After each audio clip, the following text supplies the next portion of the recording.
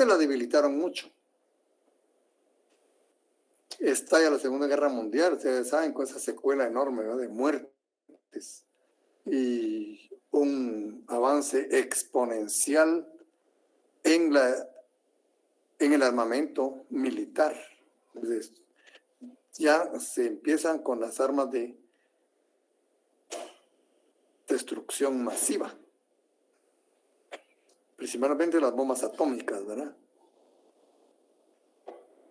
Y ello pues trajo consigo la urgencia de rectificar y de mejorar, de perfeccionar en la medida posible el derecho internacional público. Básicamente, ¿verdad? La Organización de las Naciones, se crea la Organización de las Naciones Unidas, también la Declaración de los Derechos Humanos, como ven, todo va dirigido a una estabilidad internacional. Y posteriormente, casi consecuentemente, en esa misma época, el perfeccionamiento del panamericanismo a través de la organización de los estados americanos, ¿verdad? Se perfecciona también el panamericanismo con la creación de la OEA, como yo les conté, que había nacido desde 1815. Desde 1815 venía, ¿verdad?, esa situación. Los Estados Unidos toman hegemonía mundial. 1898 convocan una conferencia internacional americana. Prácticamente podríamos decir que todos los países del Istmo llegaron. Al contrario, bueno, con eso Panamá también tuvo un poder de convocatoria muy fuerte. Pero imaginen, en 1826 era muy difícil, ¿verdad? Pero sí creó sus frutos. Y Estados Unidos, pues, como ustedes ven, el ámbito político era muy efervescente. Estados Unidos acababa de vencer en la guerra España-Estados Unidos, hispanoamericana, que le llaman. Aplasta a España y le demuestra al mundo el poderío que tenían los Estados Unidos. Aplasta. Como les digo, ya en los tratados de París, Estados Unidos fue a dictar el tratado, no fue a negociarlo, a dictar qué es lo que quería. En esas condiciones llegó. Ya habían suscrito los acuerdos preliminares de Washington, donde ya España ya estaba casi rendida, y Estados Unidos le dio el tiro de gracia en las conferencias de París, donde firmaron ese Tratado de París, donde se firma el fin de la guerra a España, Estados Unidos. Estados Unidos agarró lo que quiso. Y España ahí termina su historia como potencia mundial. Ahí termina. Había sido un país dominante, como vieron en las grandes campañas de conquista, de descubrimiento en las tierras. En Europa jugaba un papel hegemónico, todavía en las Santa Alianzas se le toma en cuenta, que no formó parte, pero se le quería y se le tomó muy en cuenta. Ya con Estados Unidos ahí termina la historia de España como un país hegemónico. Y viene ya 1898, fíjense, ya casi llegando a 1900, ya al poco tiempo después está la Primera Guerra Mundial. Miren con qué poderío militar enorme, ¿verdad? Y este periodo entre guerras que sirve como una maduración, ¿verdad?, para la Segunda Guerra Mundial. Se afianza la revolución socialista, ¿verdad?, en Rusia, que empieza a tomar un papel hegemónico. Se asientan también las mafias italo-norteamericanas, el contrabando internacional, ¿verdad?, que provocaron una nueva modalidad, ¿verdad? Se da la quiebra de Wall Street, de la Bolsa de Valores de Nueva York. Grandes millonarios de la mañana al día se convirtieron en miserables. Dice que hubo gente que se suicidó ahí, perdió todo. Y eso también creó un problema a nivel mundial. Todas las bolsas de valores y todo el aspecto económico planetario se vio afectado por la quiebra de Wall Street. Para que ustedes tengan una idea del potencial de esa bolsa de valores, solo ella mueve más dinero que las 5 bolsas de valores que la siguen. Y son enormes las otras, pero Wall Street mueve más que esas 5. ¿Y qué provocó? La afectación económica en todos los países. En los países grandes, ¿va? Como Alemania, Inglaterra, Japón y todos ellos, más que todos los de Europa, Holanda, creó un efecto fuerte, duro, directo, pero a corto plazo. O sea, esas bolsas se recuperaron, ¿verdad?, en corto tiempo. Los países con menos desarrollo, que incluso que no tenían ni bolsa de valores, fue no muy fuerte, posiblemente leve, pero a largo plazo. A largo plazo. Incluso el programa de integración centroamericano que se funda en 1950, en los 50, a la par del de Europa y en la misma categoría.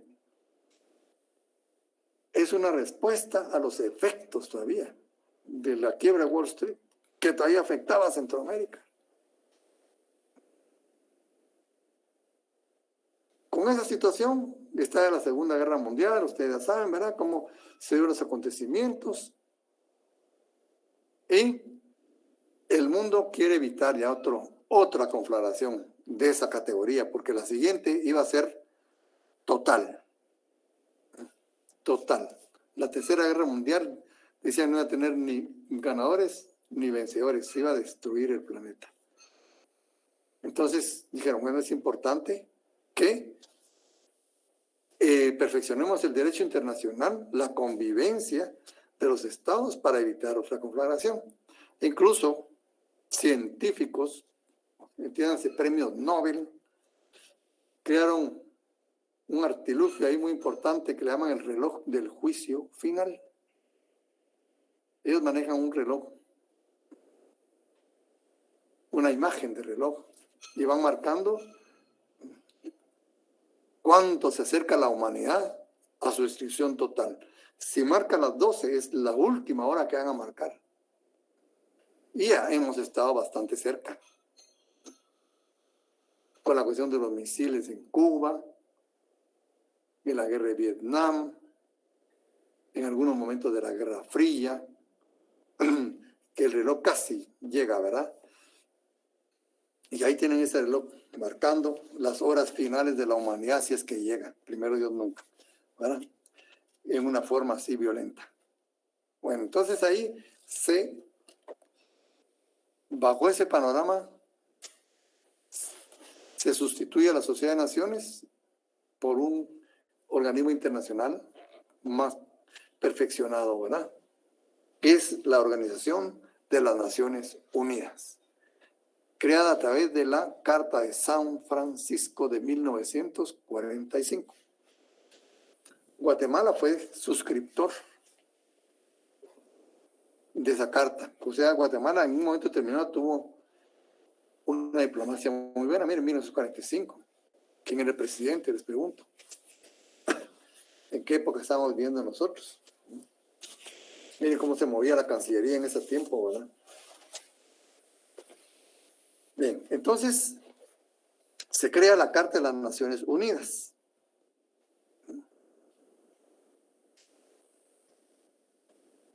Dice en la nota introductoria de la Carta, de las Naciones Unidas, que antes lo regalaban ahí en la sede de las Naciones Unidas, no sé si todavía. La Carta de las Naciones Unidas se firmó el 26 de junio de 1945. Ya hace, ¿cuánto? Ya más de 70 años, ¿no? Sí. En San Francisco, ¿va?, Estados Unidos. al terminar la Conferencia de Naciones Unidas sobre Organización Internacional. Ese fue el tema, Organización Internacional. Y entró en vigor el 24 de octubre de ese mismo año. Mire, fue rápido, ¿se dan cuenta? El Estatuto de la Carta, el Estatuto de la Corte Internacional de Justicia es parte integrante de la Carta. Bien, como normas generales, ¿verdad? Entonces, la Carta tiene finalidades. Ustedes deben tener ahí a la Carta de las Naciones Unidas. Las finalidades de la Carta se encuentran en el preámbulo. ¿Cuáles son las finalidades de las Naciones Unidas? Dice, preservar a las generaciones venideras del flagelo de la guerra. ¿Se dan cuenta? Ese fue el primer grito que dio la humanidad, ¿verdad? Preservar a las generaciones venideras del flagelo de la guerra, que 2 veces durante nuestra vida ha infringido a la humanidad sufrimientos indecibles. Se refieren a las 2 guerras mundiales, las 2 últimas guerras mundiales. Otra finalidad, a reafirmar la fe en los derechos fundamentales del hombre. Aquí el derecho internacional se convierte en antropocéntrico. La persona humana llega a formar parte de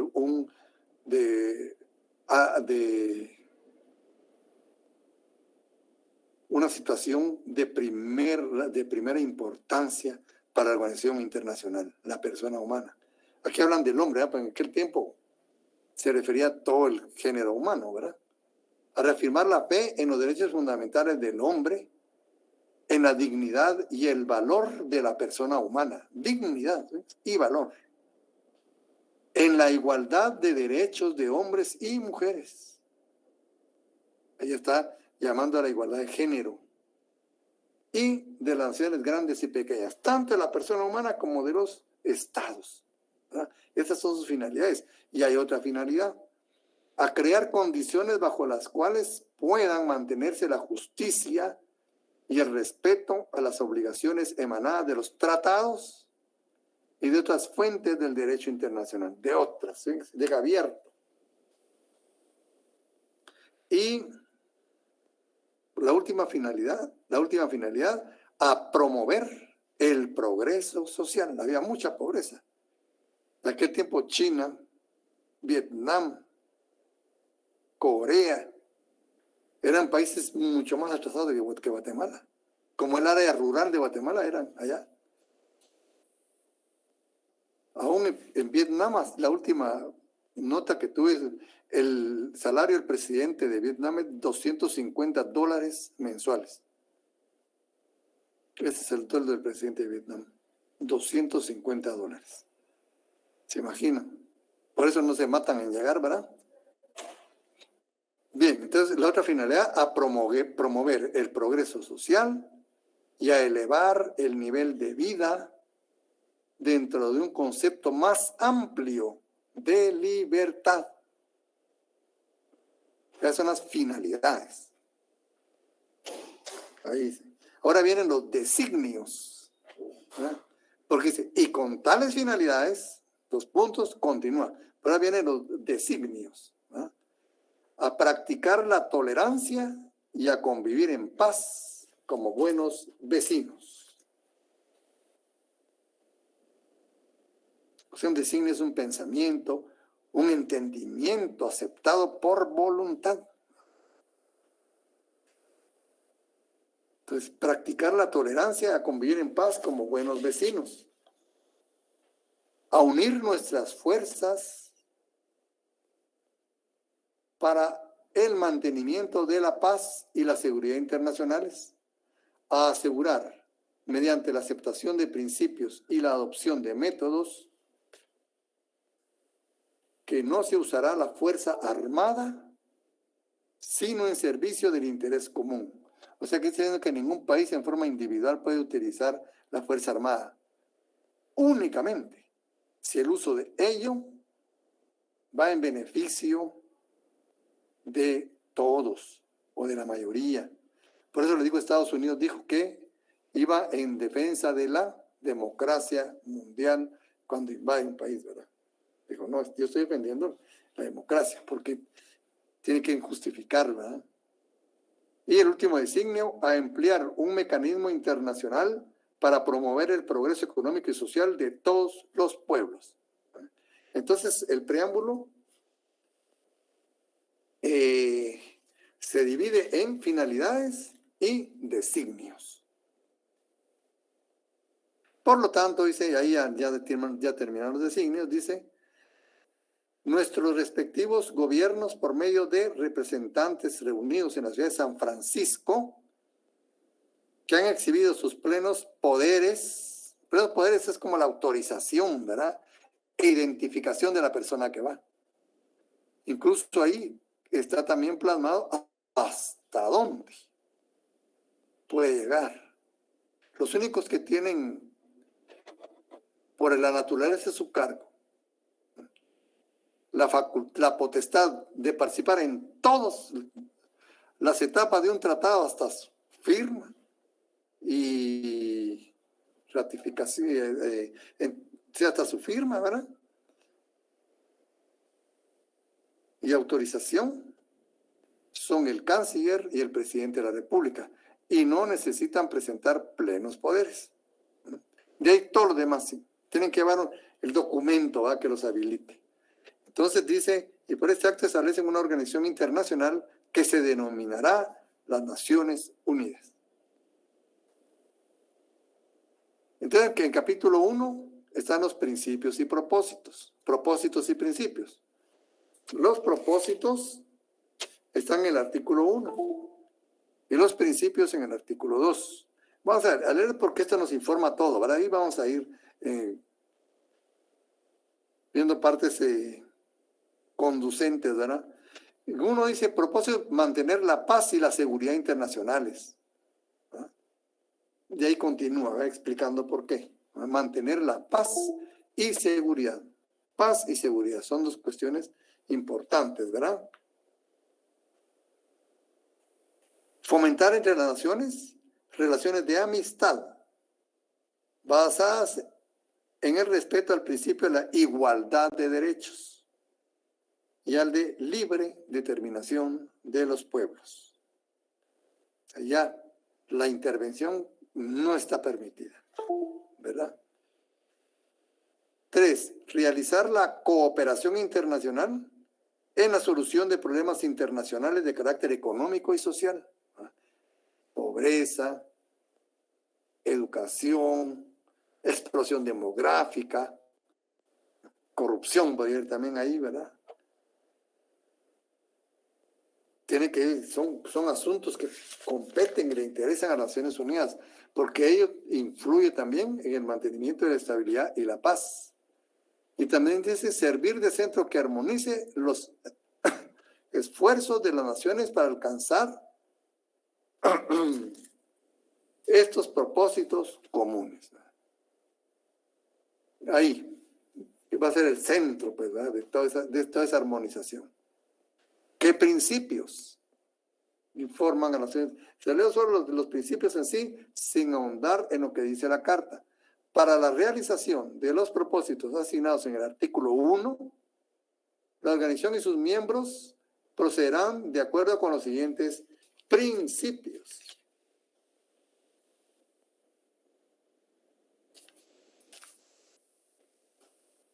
Uno, igualdad soberana de sus miembros.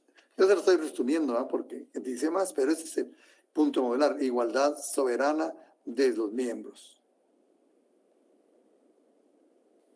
Buena fe en el cumplimiento de las obligaciones contraídas. O sea, toda obligación contraída compromete al Estado a cumplirla. El pacta sunt servanda, que les habíamos hablado, ¿verdad? Buena fe en el cumplimiento de las obligaciones. Arreglo de controversias internacionales por medios pacíficos, o sea, el no uso de la fuerza, ¿verdad?, que viene seguidamente, ¿verdad? Entonces, en primer lugar, solución de controversias por medios pacíficos, es otro principio. El cuarto principio, no recurrir a la amenaza o al uso de la fuerza. Eso se utilizará como último recurso, ¿verdad?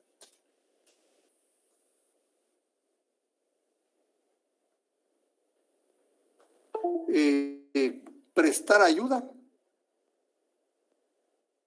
a las Naciones Unidas en cualquier acción que ejerza. ¿Ah? Prestar ayuda a las Naciones Unidas en cualquier acción que ejerza. Y se abstendrán de dar ayuda a Estado alguno contra el cual la organización estuviere ejercitando, ¿verdad? Acción.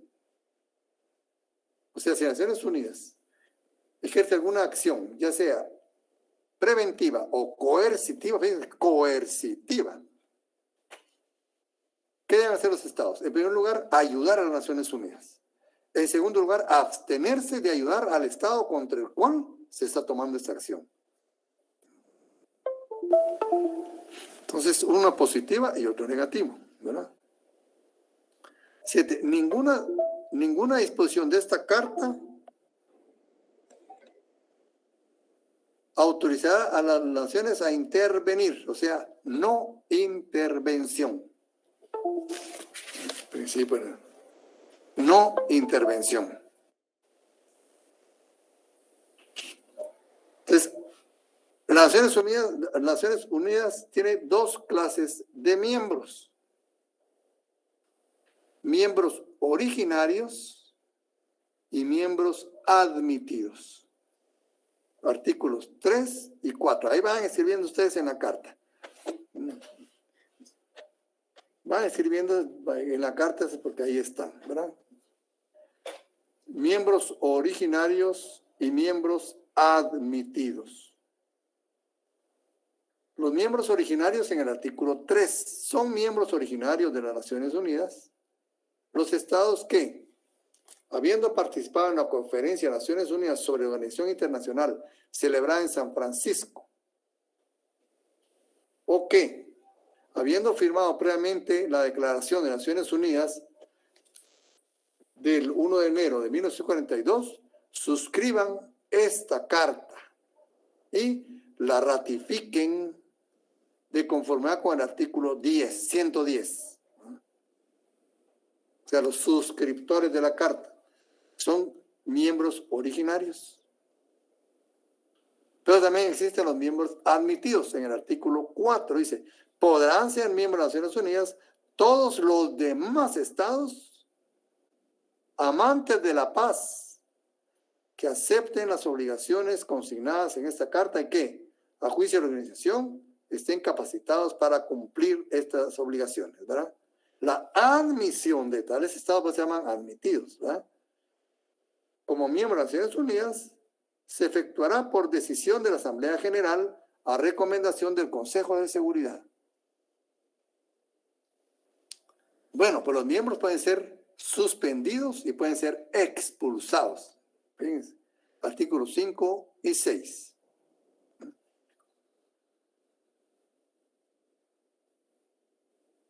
Entonces pueden ser suspendidos y pueden ser expulsados, 5 y 6. Ahora, ¿qué órganos? ¿Cuáles son los órganos de las Naciones Unidas? ¿Cuáles son los órganos de las Naciones Unidas? Artículo 7.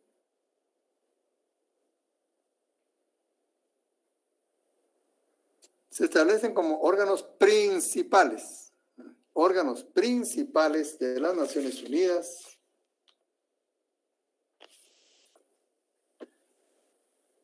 La Asamblea General.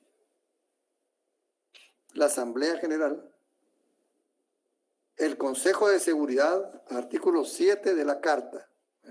Consejo de Seguridad, Consejo Económico y Social, Consejo de Administración Fiduciaria,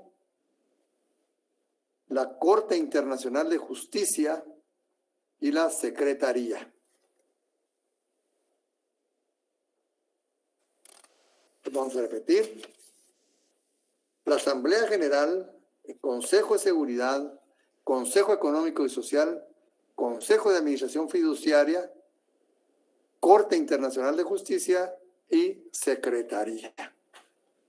Dentro de ellos, el que tiene prácticamente una existencia únicamente histórica es el Consejo de Administración Fiduciaria. Tuvo mucha actividad después de la Segunda Guerra Mundial, pero a estas alturas ya no, que yo tenga conocimiento, no hay ningún país bajo este régimen, ¿verdad? Japón es el ejemplo clásico, estuvo bajo la fiducia internacional, pero ahora ya no existe en la vida práctica, años, décadas que no se aplica, ¿verdad? Numeral 2 del artículo 7. Se podrán establecer, de acuerdo a las disposiciones de la presente carta, los órganos subsidiarios que se estimen necesarios. Entonces, hay dos clases de miembros en Naciones Unidas: miembros originarios y miembros admitidos. Hay dos clases de órganos en las Naciones Unidas: órganos principales y órganos subsidiarios.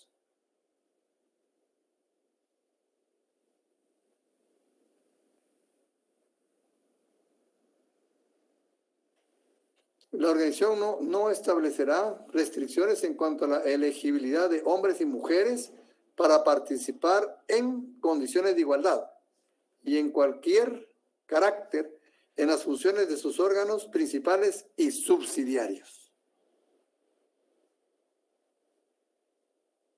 Y entonces aquí desarrolla lo que es la Asamblea General. Estará integrada por todos los miembros de las Naciones Unidas. Ningún miembro podrá tener más de 5 representantes, pero solo un voto, como ustedes saben.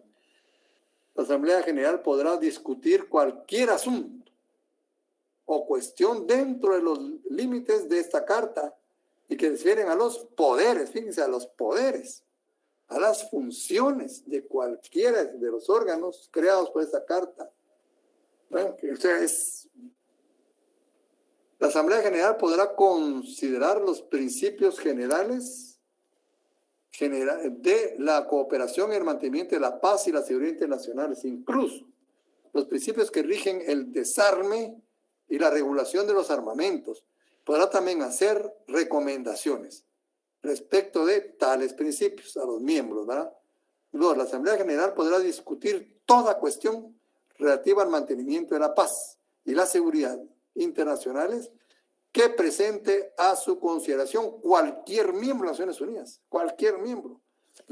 Y las Naciones Unidas tienen que ocuparse, ¿verdad? O el Consejo de Seguridad, o que un Estado que es miembro, y sigue ahí, ¿verdad? La Asamblea General podrá llamar la atención la Asamblea General promoverá estudios y hará recomendaciones en el aspecto social, cultural, educativo, sanitario, económico, derechos humanos, etcétera. El artículo 19, el artículo 13, ¿verdad? Para que ustedes vean la amplitud de campo de acción que tiene las Naciones Unidas. Y ahí continúa, ¿verdad? Arreglos financieros, bueno, basta, que él tiene participación en todo, ¿verdad? Usted puede tener sesiones ordinarias.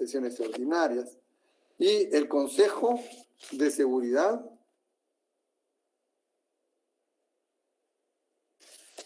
también, el artículo 20 de la Carta nos dice también las dos clases de sesiones que tiene la organización: sesiones ordinarias y sesiones extraordinarias. Tenemos tipos de miembros, ¿verdad? Originario y admitido, tipo de órganos principales y subsidiarios, tipo de asambleas, de sesiones, sesiones ordinarias y sesiones extraordinarias según el artículo 20. El Consejo de Seguridad, artículo 23, eso es un órgano muy importante. Ahorita está en máxima alerta por la situación de Rusia y Ucrania. Está a punto de estallar ese conflicto, ustedes. ¿Con qué dimensiones? No sabemos, ¿verdad? Pero ya hasta las mujeres ucranianas ya están en el ejército. Ahí están las fotos de jóvenes mujeres de Ucrania armadas, dispuestas a enfrentar a Rusia. Es un problema muy grande ustedes. Bueno, el artículo 23 nos habla del Consejo de Seguridad. El Consejo de Seguridad se compondrá de 15 miembros. Artículo 23, ahí vayan leyendo. 15 miembros. ¿Qué, Leili? Perdón. Estamos viendo la carta, compañera, la carta de las Naciones Unidas. Ah, gracias, es que me acabo de incorporar. Artículo 23. El Consejo de Seguridad se compondrá de 15 miembros. Eso es importante, ¿saben por qué? Porque 10 son de una clase y 5 son de otra. Entonces también aquí hay división. ¿Ah? Dice, la República de China, Francia, la Unión de Repúblicas Socialistas Soviéticas, hoy Rusia, ponen entre paréntesis Rusia, el Reino Unido de la Gran Bretaña e Irlanda del Norte y los Estados Unidos de América. Son miembros permanentes, ellos siempre están. Desde que se formó las Naciones Unidas, están ahí y tienen el derecho de veto. Solo estos 5 países, en todo el mundo, solo estos 5 países pueden, yo digo, bloquear, ¿verdad?, una resolución de la Asamblea General, cuando el caso así lo permita, ¿verdad? Son miembros permanentes del Consejo de Seguridad. Del Consejo de Seguridad. Miembros permanentes del Consejo de Seguridad. Acuérdense bien de qué órgano. No de cualquiera, es del Consejo de Seguridad. La Asamblea General, ahora, eso ya están nombrados en la propia carta, ¿no? Ya están nombrados. Ahora, la Asamblea General elegirá otros 10 miembros de las Naciones Unidas que serán miembros no permanentes del Consejo de Seguridad, prestando especial atención, en primer término, a la contribución, bueno, mantenimiento de la paz, distribución geográfica, ¿verdad? No sea, los 10 van a ser solo de América, ¿verdad?, o solo de Europa, no, los reparten en todo el mundo para que haya una representatividad universal. Entonces, otra división. El Consejo de Seguridad tiene 2 clases de miembros. ¿Sí? Miembros permanentes y miembros no permanentes. Los miembros permanentes están nombrados desde la propia Carta de Naciones Unidas y siempre van a estar ahí con derecho de veto. El derecho de veto está en el artículo 27. Este es importantísimo porque este es lo que les da la diferencia a ellos. Como quien dice el plus, ¿verdad? Y los miembros no permanentes. Consejo de Seguridad de la Asamblea General elegirá otros 10 miembros de las Naciones Unidas que serán miembros no permanentes del Consejo de Seguridad, en primer término, a la contribución de los miembros de las Naciones Unidas, mantenimiento de la paz, la seguridad y los demás, bueno. Y con distribución geográfica. Para un periodo de 2 años. O sea, solo 2 años están. Guatemala ya ha sido miembro no permanente del Consejo de Seguridad. Creo que estuvo el doctor Gerd Rosenthal, si no me equivoco. Cuando él estuvo, Guatemala era miembro no permanente del Consejo de Seguridad, ¿verdad? Entonces, se eligen por 2 años y otros, pero los 5 permanentes continúan, son inamovibles, ¿verdad?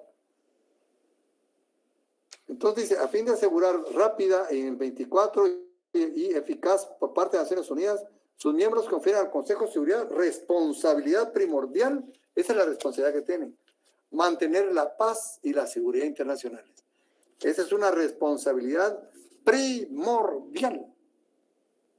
Y ahí continúa, ¿verdad? Todo lo demás puede ser.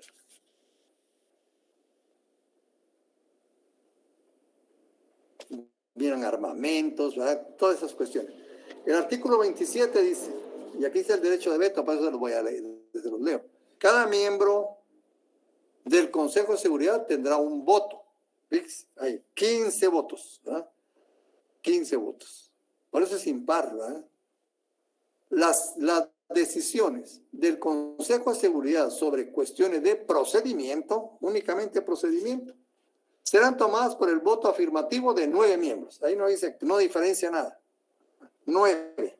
Pueden ser permanentes y no permanentes. Una vez uno sumen 9, ya se toman las decisiones de cuestiones puramente de procedimiento, únicamente. Numeral 3. Las decisiones del Consejo de Seguridad sobre todas las demás cuestiones, entiéndase, ¿no?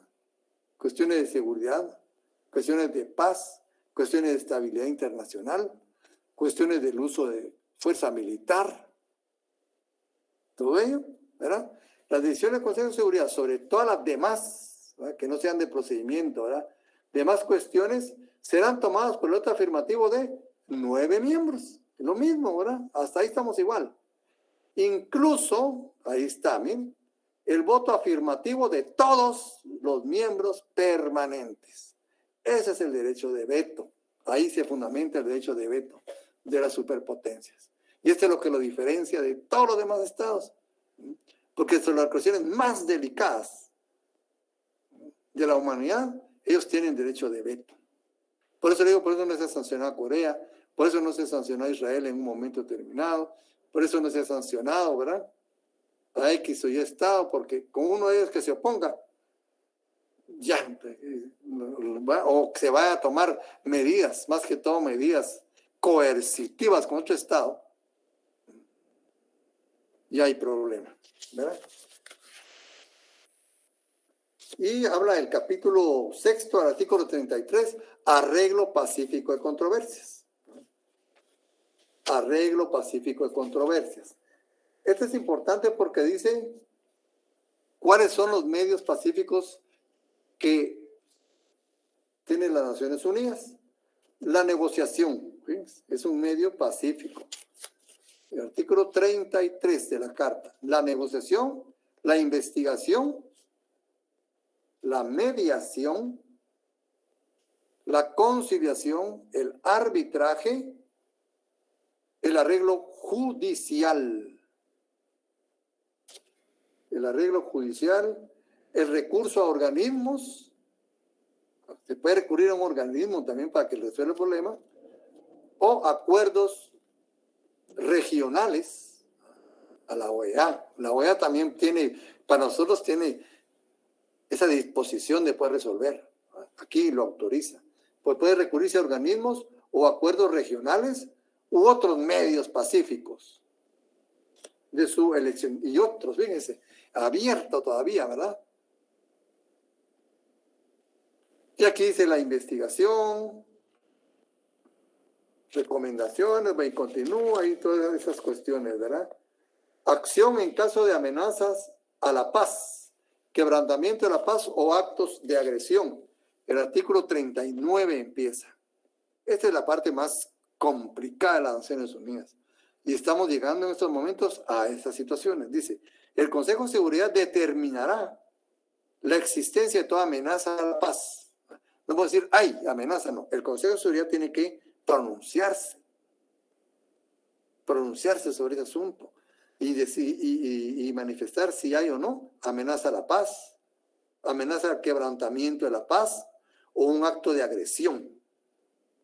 Aparte de calificar, hace las recomendaciones y decide qué medidas serán tomadas. Esto es delicadísimo, ¿se dan cuenta? Porque no es procedimiento, aquí ya están resolviendo situaciones de estabilidad, de seguridad internacional. A fin de evitar que la situación se agrave, el Consejo de Seguridad, antes de hacer las recomendaciones o decidir las medidas, bueno, puede recomendar o pues ya, de una vez entramos a tomar medidas, podrá instar a las partes interesadas a que cumplan con las medidas provisionales que juzguen necesarias o aconsejables. Dirá, miren, hagan esto, les proponemos, ¿verdad?, que son medidas provisionales. Entonces, en el artículo 41 está, el Consejo de Seguridad podrá decir qué medidas que no impliquen el uso de la fuerza tomar. de aquellas que les dije, ¿verdad? Arreglo pacífico de controversias, mediación, investigación, todas ellas. Pero el artículo 42 dice, si el Consejo de Seguridad estimare que las medidas de que trata el artículo 41, o sea, no uso de fuerza, ¿va?, pueden ser inadecuadas o han demostrado ser inadecuadas, podrá ejercer por medio de fuerza, esa es fuerza militar, ¿eh?, aérea, naval o terrestre, la acción que considere necesaria para mantener la paz. Esta es una situación muy complicada.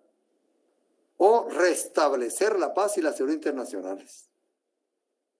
Tal acción podrá comprender demostraciones, bloqueos, no forzosamente fuerza armada, ¿verdad?, y otras operaciones ejecutadas por fuerzas aéreas, navales o terrestres, ejercicios militares, ¿verdad?, como para demostrar que, ¿verdad?, una advertencia.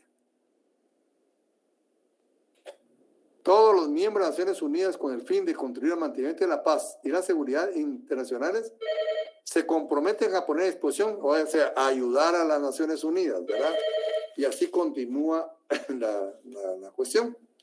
Y cuando se hace uso de fuerza militar, ya se establece un comité de Estado Mayor, ¿verdad?, del Estado Mayor, para afrontar esta situación. O sea, hay un movimiento muy grande dentro de la organización, ¿verdad? Por los jefes de Estado Mayor, el Comité de Estado Mayor estará integrado por los jefes de Estado Mayor de los miembros permanentes del Consejo de Seguridad o sus representantes. Ese es otro privilegio, ¿verdad?, que solo ellos pueden formar el Estado Mayor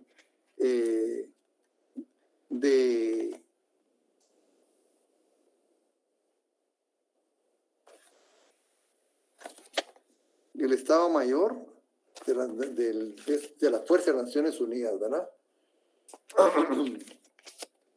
Voy aquí continúan con esta situación. Y los acuerdos regionales también se pueden.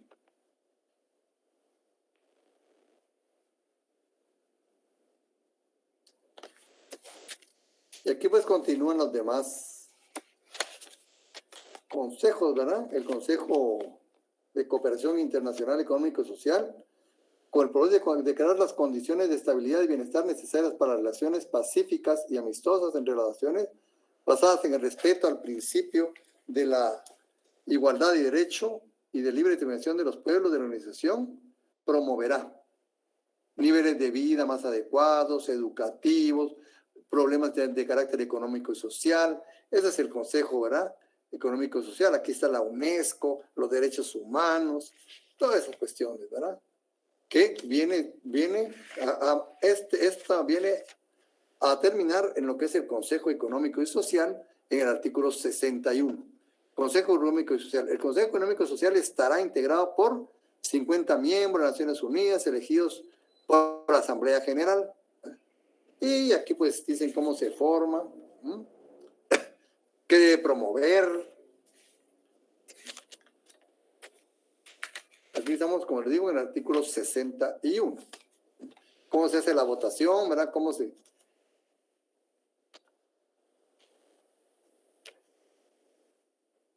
Régimen internacional de administración fiduciaria en el artículo 75. Ese vamos a pasar. Consejo de Administración Fiduciaria hasta acá. Como digo, solo tiene ya una... Y la Corte Internacional de Justicia en el artículo 92. Como venimos dividiendo de dos en dos, ¿verdad?, los órganos de las Naciones Unidas, los miembros de las Naciones Unidas, los órganos de las Naciones Unidas, los miembros del Consejo de Seguridad. Ahora en la Corte Internacional de Justicia también tiene dos funciones. Dos funciones. La función judicial y la función consultiva. Son dos funciones que tiene la Corte Internacional de Justicia. La función judicial, la que tenemos en el artículo 92. La Corte Internacional de Justicia será el órgano judicial principal de las Naciones Unidas. funcionará de acuerdo con el estatuto anexo. Como les digo, el estatuto anexo es el estatuto de la, ¿verdad?, de la Corte Internacional de Justicia. Anexo, que está basado en el de la Corte Permanente de Justicia Internacional y que forma parte integrante de esta carta. Bien, y ahí continúa, ¿verdad?, cómo se integra, quiénes pueden ser parte, etcétera. Y el artículo 96 contiene la función consultiva. Dice, la Asamblea General o el Consejo de Seguridad, únicamente estos dos, fíjense, podrán solicitar de la Corte Internacional de Justicia que emita una opinión consultiva sobre cualquier cuestión jurídica. Los otros órganos, dice, los otros, aquí nombró a la Asamblea General y al Consejo de Seguridad, únicamente esos dos. Los otros órganos de las Naciones Unidas y los organismos especializados que en cualquier momento sean autorizados por ello, para ello, por la Asamblea General podrán igualmente solicitar a la Corte de opinión consultiva. O sea, para solicitar opinión a la Corte Internacional de Justicia, por los otros órganos se necesita autorización de la Asamblea General. Los que pueden solicitar directamente y sin un mayor trámite la opinión consultiva son la Asamblea General y el Consejo de Seguridad. Estamos en el artículo 96. Y aquí pues tenemos ya en el estatuto, ¿no?, que se desarrolla más esta situación. Opiniones consultivas, dice. La Corte podrá emitir opiniones consultivas respecto de cualquier cuestión jurídica a solicitud de cualquier organismo autorizado para ello por la Carta de Naciones Unidas o de acuerdo con las disposiciones de la misma. ¿Qué quiere decir? Únicamente la Asamblea General y el Consejo de Seguridad. Los otros órganos, a través de autorización, deben ser autorizados para consultar, ¿verdad? Lo mismo dice el artículo 65 del estatuto, como ustedes ven. Y la Secretaría. La Secretaría se compondrá de un secretario general y del personal que requiera la organización. El secretario general será nombrado por la Asamblea General a recomendación del Consejo de Seguridad. El secretario general será el más alto funcionario administrativo de la organización. El secretario general será el más alto funcionario administrativo. ¿Qué quiere decir esto? Imagínense también el secretario general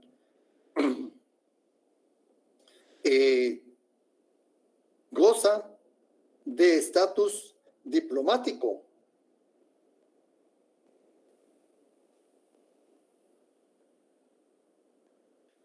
Goza de estatus diplomático.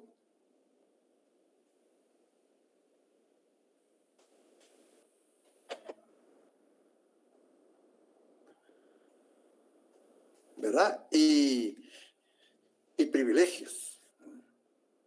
Es tratado con todo el protocolo internacional. Él es el más alto funcionario de las Naciones Unidas. ¿Y quién es el secretario actual de las Naciones Unidas? ¿Y qué nacionalidad tiene?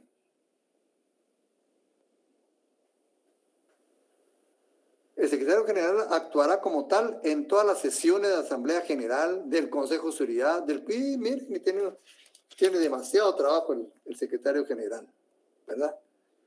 Bueno, y en las disposiciones varias, el artículo 102 habla algo sobre los tratados, que también es importante. El 102. Todo Estado y todo acuerdo internacional, todo tratado y todo acuerdo internacional, perdón, todo tratado y todo acuerdo internacional concertados por cualquiera miembro de las Naciones Unidas, después de entrar en vigor esta carta, serán registrados en la Secretaría y publicados por esta a la mayor brevedad posible.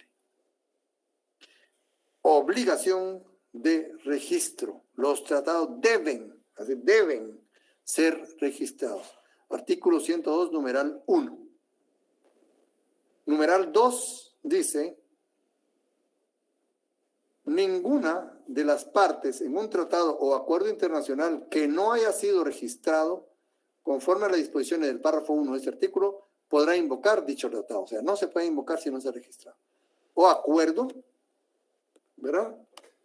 Podrá invocar dicho tratado o acuerdo ante órgano alguno de las Naciones Unidas. ¿Ven? Entonces, es importante registrarlos. Aquí en el numeral 1, ponen a la par el artículo 80 de la Convención de Viena. La Convención de Viena sobre el derecho de los tratados. La Convención de Viena sobre el derecho de los tratados nos habla también de registro. Convención de Viena. Artículo 80. Registro y publicación de los tratados. 1. Los tratados, después de su entrada en vigor, se transmitirán a la Secretaría de las Naciones Unidas para su registro o archivo e inscripción, según el caso, y para su publicación. ¿Imagínense? Licenciado, Sí. perdone que lo interrumpa. ¿En qué artículo de la Carta de las Naciones Unidas ponemos el 80 de la Convención de Viena? Perdone. 102. Muchas gracias. 102, numeral 1.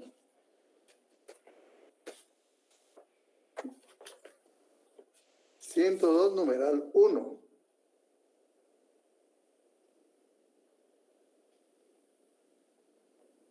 Como ven, el derecho internacional pues ya está bastante recopilado, ya está bastante ordenado, ¿verdad? En caso de conflicto entre las obligaciones contraídas por los miembros de las Naciones Unidas en virtud de la presente Carta y las obligaciones contraídas en virtud de cualquier otro convenio internacional, prevalecerán las obligaciones impuestas por la presente Carta. Hay preeminencia de la Carta de las Naciones Unidas. Y nosotros pues tenemos también nuestra OEA, la Carta de la Organización de los Estados Americanos. Esta pueden bajarla de internet.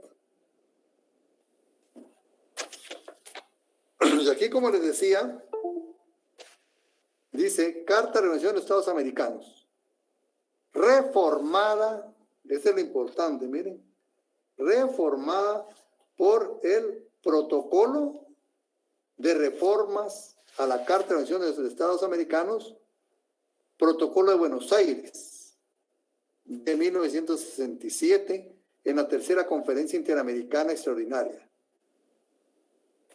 Por el Protocolo de Reformas a la Carta de la Organización de los Estados Americanos, Protocolo de Cartagena de Indias, de 1985, en el 14º periodo extraordinario de sesiones de la Asamblea General,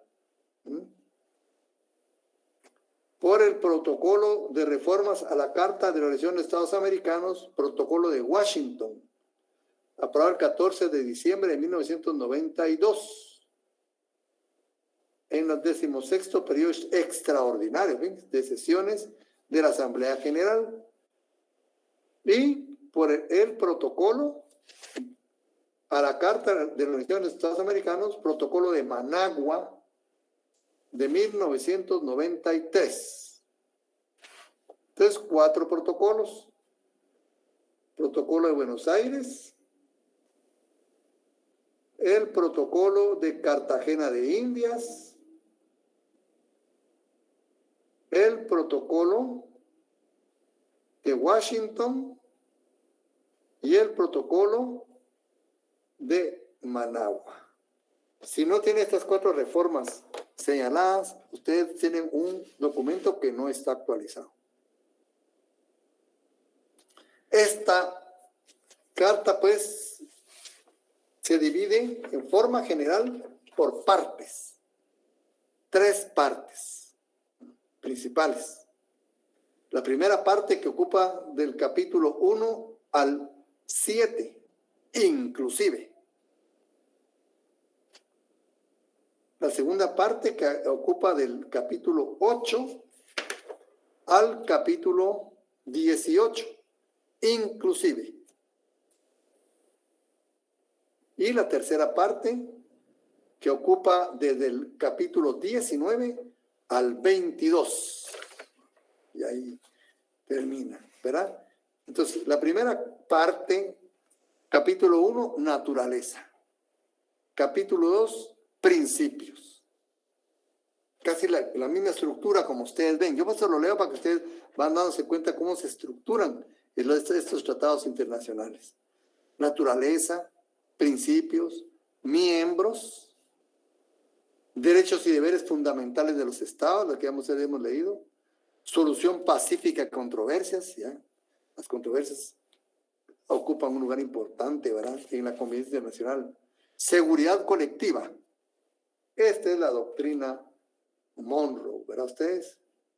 Por ahí. Doctrina Monroe. ¿Ah? Y de ahí viene el desarrollo integral, ya el aspecto económico y social, ¿verdad? La segunda parte, ya nos habla de una parte orgánica. La anterior es como dogmática y política, ¿verdad? De intenciones. Pero ya la segunda parte ya nos está hablando de organización. Parte orgánica. Empieza por los órganos. ¿Cuáles son los órganos? Y tenemos la Asamblea General, la reunión de consulta de ministros de Relaciones Exteriores, los consejos de la organización. Estos fueron donde cambió muchísimo. Aquí fue donde más cambió. El Consejo Permanente, el Consejo Interamericano para el Desarrollo Integral y el Comité Jurídico. Después está el Comité Jurídico, la Comisión Interamericana de Derechos Humanos, esa sí les suena bastante a ustedes, ¿verdad? La Secretaría General, conferencias especializadas y organismos especializados. Y la tercera parte contiene Naciones Unidas. No nos podemos olvidar de las Naciones Unidas. Como les digo, la relación de las Naciones Unidas y la OEA en todo caso será de cooperación, coordinación, pero no de jerarquía. No de jerarquía. Naciones Unidas, disposiciones, ratificación y vigencia y disposiciones transitorias. Entonces, ¿qué dice el preámbulo? Veamos, ya leímos el preámbulo de Naciones Unidas, ¿verdad? Que se compone de, ¿qué dijimos? ¿De qué está compuesta? El preámbulo de finalidades y designios. Finalidades y designios. Aquí nos habla de una forma más abierta, ¿verdad? Dice Carta de la Organización de los Estados Americanos. Convencidos, en nombre de los pueblos de los estados representados en la 9ª Conferencia Internacional Americana. Esa 9ª conferencia se celebró en 1948. Como quien dice ayer, ¿verdad ustedes? Ya lleva más de 70 años. En nombre de los pueblos, los estados representados en la 9ª Conferencia Internacional Americana, convencidos de que la misión histórica de América, y hasta hablando del continente, miren, en antes hablaba de la humanidad, del mundo entero, ¿verdad? Aquí habla solo de América. Convencidos de que la misión histórica de América es ofrecer al hombre una tierra de libertad y un ámbito favorable para el desarrollo de su personalidad y la realización de sus justas aspiraciones. Conscientes de que esa misión ha inspirado ya numerosos convenios y acuerdos, cuya virtud esencial radica en el anhelo de convivir en paz Ese es un valor supremo de la comunidad internacional, la paz y la estabilidad internacionales. Por la paz y la estabilidad internacionales puede llegarse hasta el uso de la fuerza, ¿verdad? Y de propiciar, mediante su mutua comprensión y su respeto por la soberanía de cada uno, el mejoramiento de todos en la independencia, la igualdad y en el derecho. ¿Ven qué bonita redacción? Se va a respetar todo, ¿verdad? Se va a cooperar, pero respetando la independencia, la igualdad y el derecho. ¿Ciertos de qué? O sea, son como declaraciones las que hacen, ¿verdad? La democracia representativa es condición indispensable para la estabilidad, la paz y el desarrollo de la región. Aquí de ahí se emitió lo que es la Carta Democrática. Seguro de que el sentido genuino de la solidaridad americana y de la buena vecindad no puede ser otro que el de consolidar en este continente, dentro del marco de las instituciones democráticas, un régimen de libertad individual y de justicia social, fundado en el respeto de los derechos esenciales del hombre. Los derechos humanos vienen aquí, ¿verdad? Usted viene casi en la misma tónica de las Naciones Unidas, ¿verdad? Casi en la misma tónica. Pero como órgano internacional es más antigua la OEA. Entonces, en ese sentido, podríamos decir que la OEA inspiró a las Naciones Unidas. Como ustedes saben, venía formándose desde 1815. Entonces, la OEA sirvió de inspiración para las Naciones Unidas. Ahora aquí ya se organizó, pues, ¿verdad? Pero su continuidad histórica se remonta mucho más allá. Las Naciones Unidas, un poco menos, ¿verdad? Persuadidos de que el bienestar de todos ellos, así como con su contribución al progreso y la civilización del mundo, habrá de requerir cada día más una intensa cooperación continental. La cooperación es importante. Determinados a preservar en la noble empresa de la humanidad, ¿verdad?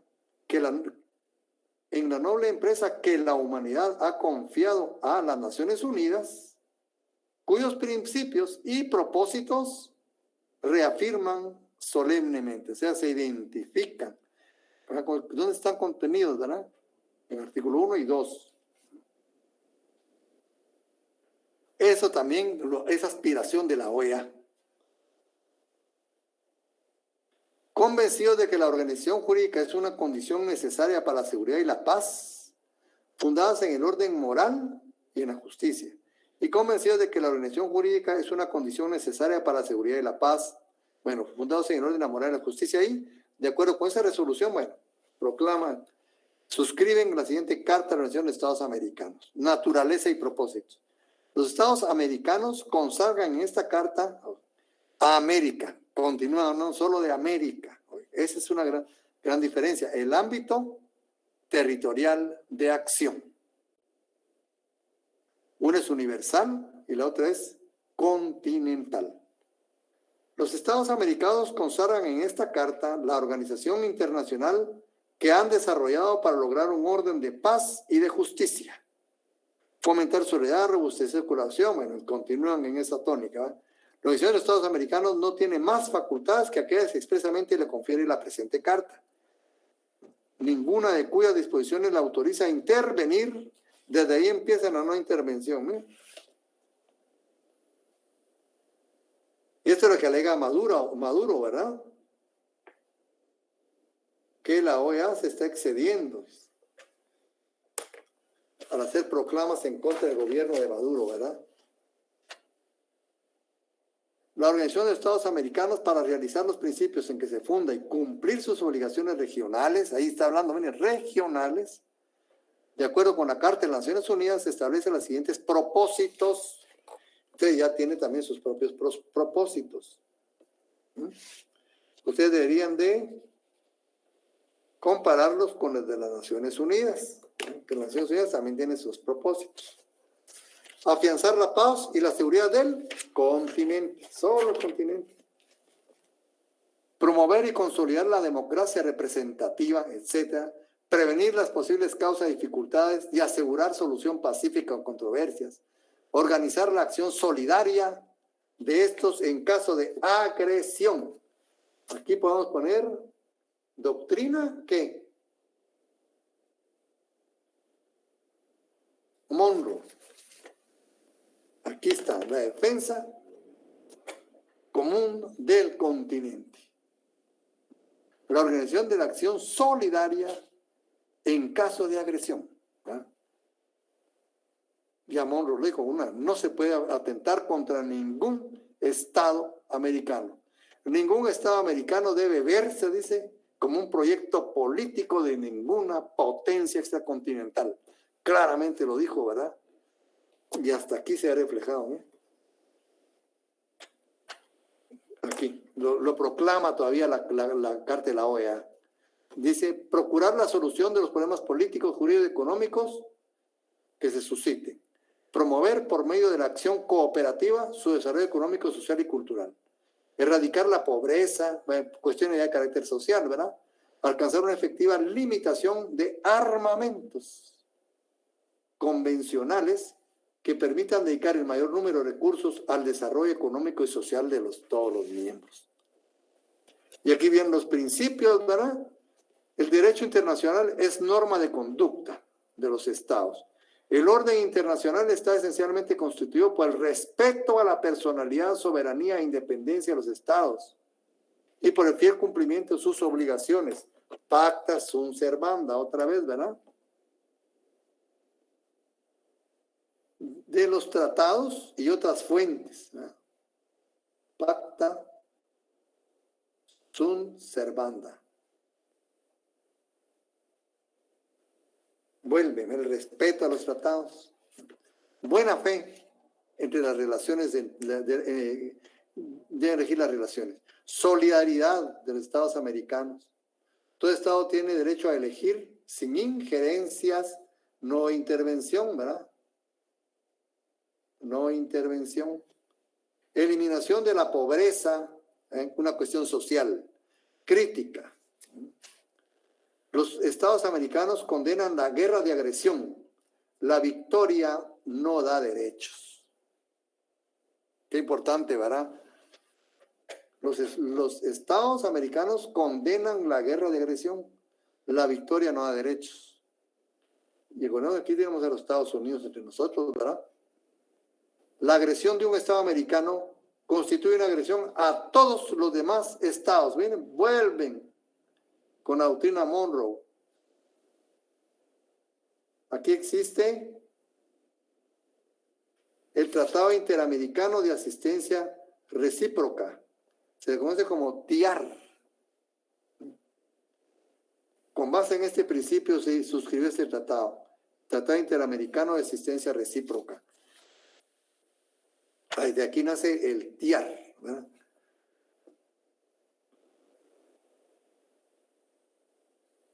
Entonces aquí vamos viendo pues ya cómo van naciendo las instituciones. Las controversias de carácter internacional que surjan entre dos o más estados americanos deben ser resueltas por medios pacíficos. La justicia y la seguridad sociales son bases de una paz duradera. Justicia y seguridad. Cooperación económica, derechos fundamentales, reconocen los derechos humanos, ¿verdad? De la persona humana, ¿ves? Sin hacer distinción de raza, nacionalidad, credo o sexo. Todas las personas humanas somos iguales en dignidad y derecho ante el derecho interamericano. La unidad espiritual del continente se basa en el respeto a la personalidad cultural de los países americanos y demanda su estrecha cooperación. Unidad espiritual. Ese es el panamericanismo, miren. Y todo, de ahí se... La educación de los pueblos y algo especial para la educación. Ahora, habla de miembros. Aquí es un poco diferente. Dice, ¿quiénes son miembros de la Organización de Estados Americanos? Los estados americanos que ratifiquen la presente carta.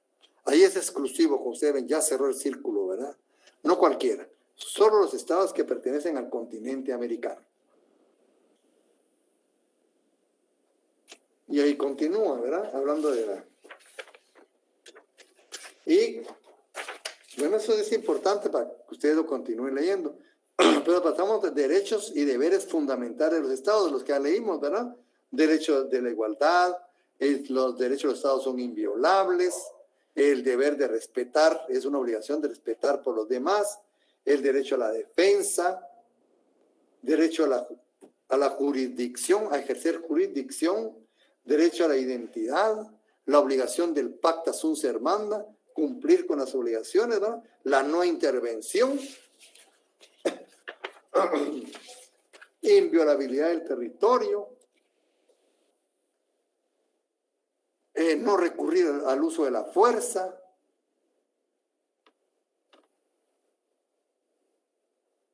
¿verdad? Todos esos son los, como ya los leímos, ¿verdad?, en clases anteriores. Entonces viene la solución pacífica de controversia. Las controversias internacionales entre Estados miembros deben ser sometidas a procedimientos de solución pacífica. ¿Ah? Esta disposición, bueno, ahora aquí ya viene cuáles son los procedimientos pacíficos. ¿Cuáles acepta ahora la OEA? Vemos que la ONU acepta unos. ¿Y la OEA cuáles? Son procedimientos pacíficos, la negociación directa. Ahí estamos igual, ¿verdad?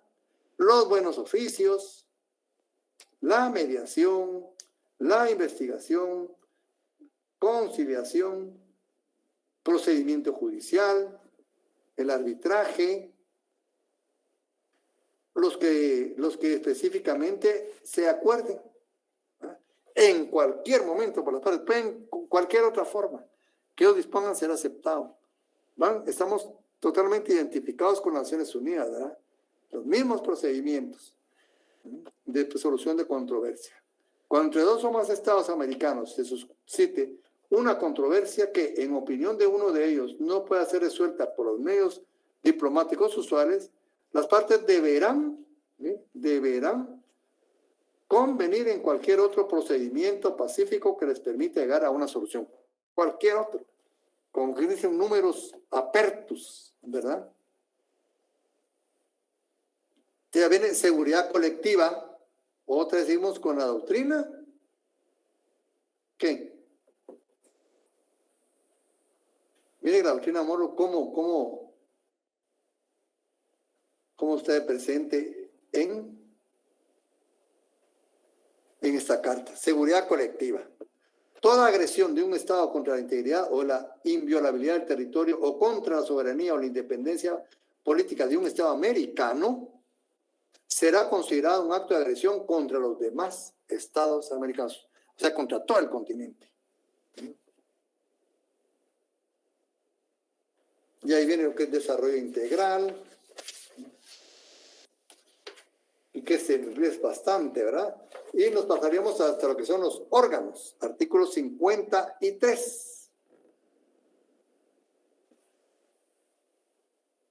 La Organización de Estados Americanos realiza sus fines por medio de la Asamblea General, reunión de consulta y ministro de Relaciones Exteriores, los consejos, el Comité Jurídico Interamericano, la Comisión Interamericana de Derechos Humanos, la Secretaría General, conferencias especializadas y organismos especializados. Y aquí habla de la Asamblea General. La Asamblea General es el órgano supremo, como habíamos hablado ayer, ¿verdad? Que la Asamblea General regularmente es el órgano supremo de los organismos internacionales. ¿Por qué es el órgano supremo? ¿Por qué es el órgano supremo? Porque es, ¿sí? ¿Sí?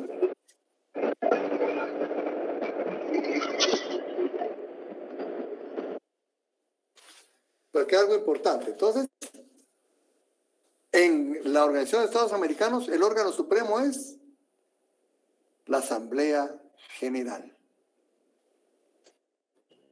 Y la Secretaría General, en el artículo 107, es el órgano central y permanente. Entonces, el órgano central y permanente de la OEA no es la Asamblea General. La Asamblea General es el órgano supremo. El órgano central y permanente es la Secretaría General. artículos 54 y 107. Artículos 54 y 107. Órgano supremo, la Asamblea General. Órgano central y permanente, la Secretaría General. Aquí viene pues todas las funciones que hace la Asamblea General, ¿verdad? La reunión de consulta del ministro de Relaciones Exteriores. Cuando se convoca a ello, hay situaciones a veces bastante delicadas. La reunión de consulta del ministro de Relaciones Exteriores deberá celebrarse con el fin de considerar problemas, ¿se dan cuenta? Problemas de carácter urgente. Para eso se convoca. ¿Bien? Y de interés común para los Estados americanos y para servir de órgano de consulta.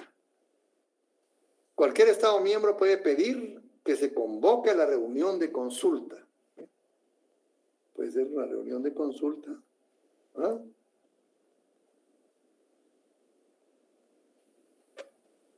Puede pedir, dice la reunión de consulta de ministros, pues se llama reunión de consulta de ministros de Relaciones Exteriores, ¿verdad? La solicitud debe dirigirse al Consejo Permanente, etcétera. Y bueno, y es un órgano bastante delicado. Los consejos de la organización son básicamente dos: el Consejo Permanente y el Consejo Interamericano para el Desarrollo Integral. Son sus dos consejos. Consejo Permanente de la Organización y el Consejo Interamericano para el Desarrollo Integral. El Comité Jurídico Interamericano. El Comité Jurídico Interamericano tiene como finalidad servir de cuerpo consultivo de la organización en asuntos jurídicos, promover el desarrollo progresivo y la codificación del derecho internacional, público y privado. Han hecho estudios muy importantes sobre el Código de Derecho Internacional Privado. Y ahí continúa. La Comisión Interamericana de Derechos Humanos, tiene solo un artículo, sin embargo, es la más conocida, ¿va ustedes? Habrá una Comisión Interamericana de Derechos Humanos que tendrá como función principal promover la observancia y la defensa de los derechos humanos y servir como órgano consultivo de la organización en esta materia. Una Convención Interamericana sobre Derechos Humanos determinará la estructura, competencia y procedimiento de dicha comisión, así como los otros órganos encargados en esta materia. La Secretaría General es el órgano central y permanente, ya es el otro órgano de la Organización de los Estados Americanos, ejercerá las funciones que le atribuye la Carta, otros tratados, ¿no? Y que le encomienda a la Asamblea General, reunión, consulta de ministros de Relaciones Exteriores y los consejos. Disculpe, ¿en qué artículo está ahí? ¿En qué artículo está, perdón? Estamos ya en el 107 para adelante. Gracias. El secretario general será elegido por la Asamblea General, lo elige, por un periodo de 5 años y no podrá ser reelegido más de una vez, ni sucedido por una persona de su misma nacionalidad. Imagínense. El secretario general, dice el artículo 109, dirige la Secretaría General. Tiene la representación de la misma y sin perjuicio de lo establecido en el artículo 91, inciso B, es responsable de la Asamblea, ante la Asamblea General del cumplimiento adecuado de las obligaciones y funciones de la Secretaría General. Y ahí continúa, ¿verdad? Todo lo que es sobre la Secretaría General. Y este asunto pues lo convierte están las conferencias especializadas y los organismos especializados también. Ahora, respecto a las Naciones Unidas, lo tenemos en la tercera parte, como vimos, con eso empieza el capítulo 14, artículo 131. Ninguna de las disposiciones de esta carta se interpretará en el ámbito de menoscabar los derechos y obligaciones de los Estados miembros de acuerdo con la Carta de las Naciones Unidas. Siempre tiene esa presencia, ¿verdad? Siempre la va a tener. porque las Naciones Unidas pues son muy importantes, ¿verdad?